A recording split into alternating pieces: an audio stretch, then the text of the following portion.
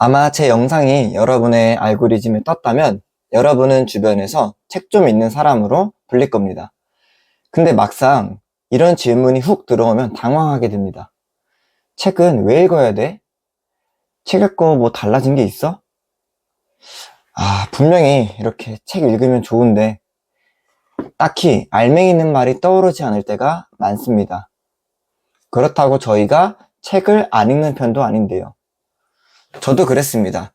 저는 심지어 아이들과 함께하고 있는 교육가로서 아이들에게 친구들, 책은 진짜 좋은 거야 라고 진지하게 말하면 정말 씨알도 안 먹힙니다. 정말이에요. 그래서 오늘은 책은 왜 읽어야 하는가? 이런 질문에 애독가답게 조금은 폼나게 대처할 수 있는 대답 2가지를 정리했습니다. 그래서 여러분과 나누어 보려고 합니다. 이번 영상을 통해 문구 한마디만 외워놓으시면 언제든지 자신감 있게 이래서 책은 읽어야 해 라고 대답할 수 있을 겁니다. 네, 첫 번째입니다. 외워두세요. 말은 나의 전부다. 저를 빗대어 쉽게 설명해 볼게요. 여러분에게 저는 지금 어떤 사람으로 비춰지나요?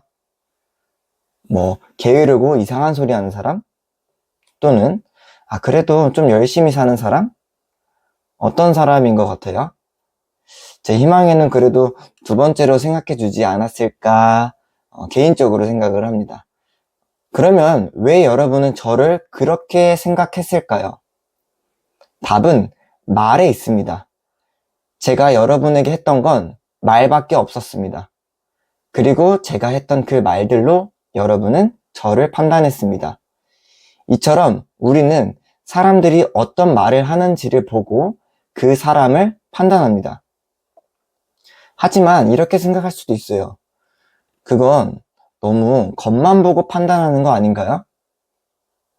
그 질문에 대한 대답을 저는 이 책, 그것은 교육이 아니다에서 확실히 얘기해 줍니다. 읽어드릴게요. 말과 그 말로 하는 생각과 느낌을 통해 세상을 본다.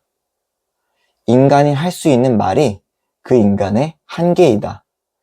말로 할 수 없는 것은 세상에 존재하나 인간에게는 존재하지 않는다. 너무 멋진 표현이지 않나요? 저는 이 문장을 읽으면서 어떤 생각이 들었냐면 이 책의 저자, 이 작가는 어떤 사람일까? 라는 생각이 가장 먼저 들었어요. 저런 문장을 쓰고 말로 저렇게까지 표현을 잘하는 사람은 도대체 지금까지 어떤 인생을 살아왔는지, 그리고 현재는 어디서 뭘 하고 살고 있는지 궁금했습니다. 정말 여담이지만 실제로 네이버에 검색해봤어요. 이분의 성함을. 그리고 이 책을. 그랬더니 이분이 운영하는 학원이 나왔는데 그 학원의 모습을 보니까 학원의 어디 구석에 서재가 있더라고요. 근데 그 서재에 그분의 철학이 담겨 있어서 이렇게 스크린샷까지 찍어놨습니다. 저도 이분처럼 글 좀 쓰고 말 좀 잘하는 사람이 되려고요. 네, 우리는 잠깐 1분 동안이라도 누군가와 대화를 하면 그 사람의 사고방식을 대충 파악할 수 있습니다. 긍정적인지 부정적인지, 남을 비판하는지 남을 비난하는지. 이처럼 말은 그 사람의 전부입니다. 제가 정말 좋아하는 명심보감의 한 구절이 있는데요. 책을 읽으면 왜 그 사람의 말에서 향기가 나는지 알려주는 문장입니다. 읽어드릴게요.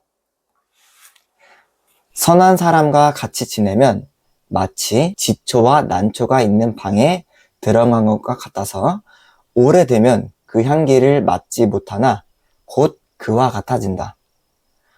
선하지 못한 사람과 같이 지내면 마치 절인 생선 가게에 들어간 것과 같아서 오래되면 그 냄새를 맡지 못하나 곧 그와 같아진다. 그러므로 군자는 반드시 더불어 교제하는 사람을 신중하게 선택해야 하느니라. 네, 우리처럼 군자들은 교제하는 책, 책을 곁에 두는 사람은 말도 책과 같아집니다. 네, 제가 정리한 첫 번째 책을 읽는 이유였고요. 바로 두 번째로 넘어가겠습니다. 두 번째입니다. 책을 읽으면 철이 든다. 이 문장 역시 이 책에서 가져왔는데요. 너무 좋아서 몇 번이고 반복해서 노트에 쓰고 또 읽었습니다. 읽어드릴게요. 씨를 한문으로 싹철이라고 하는데 자신의 씨를 알아본 인간에게 철들었다라고 한다. 철든 인간은 자신이 어떤 씨임을 알고 그 씨에 물과 거름을 주어 그 씨가 자라게 한다. 콩을 심으면 콩이 나듯 그 씨는 그 자신이 된다. 자신이 무엇을 해야 하는지 알고 그것을 하게 된다. 여러분은 철이 드셨나요? 저는 조금씩, 정말 조금씩 철이 드는 것 같아요. 그리고 이 책 문장을 보고 철이 든다라는 표현을 생각해 봤는데요. 먼저 제가 놀란 건 철, 그게 한글인 줄 알았는데 한자였던 거예요. 철이 씨를 말하는 거였더니 여기서 한 방 맞았습니다. 그리고 또 든 생각은 제가 예전에 했던 생각이었어요. 저는 나이가 들면 당연히 어른이 되는 줄 알았거든요. 근데 20대 때에는 나이만 들었지 10대에 가졌던 생각이 전혀 변하지 않아서 친구들끼리도 길을 가면서 이런 말을 했던 게 기억이 납니다. 야, 너네도 그래? 20대 되면 좀 변할 줄 알았는데 어쩜 우리는 똑같냐 우리는? 나이가 들면 자연스럽게 어른이 되는 줄 알았는데 10대처럼 똑같이 철이 들지 않았습니다. 왜 그랬을까요? 이유는 하나입니다. 철들 시간이 없었기 때문이죠.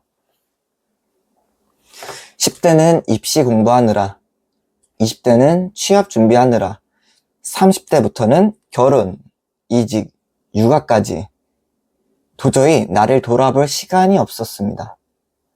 나는 누구인지, 나는 어떤 삶을 살아가는 걸 원하는지처럼 나만의 싹인 철을 알아볼 틈이 없다 보니 당연히 철이 들 수가 없었던 겁니다. 그랬던 제가 10대와 20대와 다르게 지금의 나를 찾아갈 수 있도록 도와준 건 책이었습니다. 책을 읽다 보니까 나를 읽을 수 있었고 세상을 읽을 수 있었습니다. 나의 시는 책을 좋아하는 것이고 세상을 살아가려면 책으로 돈을 벌어야 했고 책으로 돈을 벌려면 남들에게 도움을 주어야 한다는 생각에까지 이르렀습니다. 그리고 지금 여러분 앞에서 이렇게 북튜버가 되어가고 있죠. 물론 철 드는 걸 객관적인 수치로 표현할 수는 없습니다. 하지만 적어도 책을 읽다 보면 어제보다는 더 철이 든 나를 스스로 만족할 수 있는 단계가 옵니다. 책을 읽으면 철이 든다. 여러분 어떤가요? 조금 괜찮지 않나요? 물론 이 말은 조금은 진지한 얘기 같기도 해요. 그래서 여러분과 비슷한 사람을 만났을 때 또는 독서 동아리를 활동하시면 거기서 써먹으면 좋을 것 같긴 합니다. 네, 여기까지가 제가 오늘 준비한 내용인데요. 어땠을까요?